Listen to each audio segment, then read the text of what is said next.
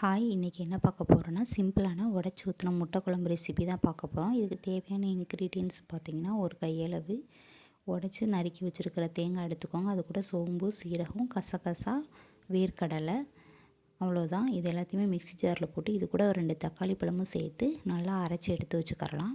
இப்போ பார்த்திங்கன்னா, ஒரு கடாயில் எண்ணெய் ஊற்றிட்டு எண்ணெய் காஞ்சதும் கடுகு, அது கூட வந்துட்டு சோம்பு, கருவேப்பிலை இதெல்லாம் போட்டுட்டு நல்லா பொரிஞ்சதுக்கப்புறம் ஒரு பெரிய சைஸ் வெங்காயம் எடுத்து வச்சுருக்கேன்.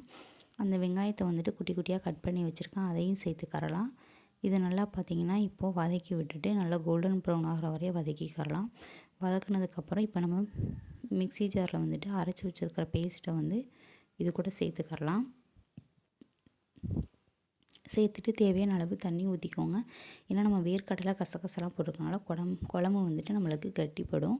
இது கூட வந்துட்டு குழம்பு மிளகாத்தூள், மல்லித்தூள், மிளகாத்தூள், மஞ்சத்தூள் சேர்த்துட்டு மிக்ஸ் பண்ணிவிட்டு தேவையான அளவு தண்ணி சேர்த்துக்கோங்க.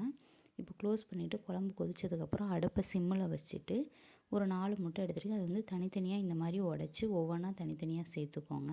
சேர்த்துட்டு இப்போ க்ளோஸ் பண்ணிக்கலாம். சிம்லேயே வச்சிங்கன்னா நல்லா முட்டை வெந்துடும். இதுக்கப்புறம் வந்துட்டு நம்ம திருப்பி விட்டோன்னா ஒரு டேஸ்டி எம்மியான உடச்சி ஊற்றின முட்டை குழம்பு ரெசிபி ரெடி.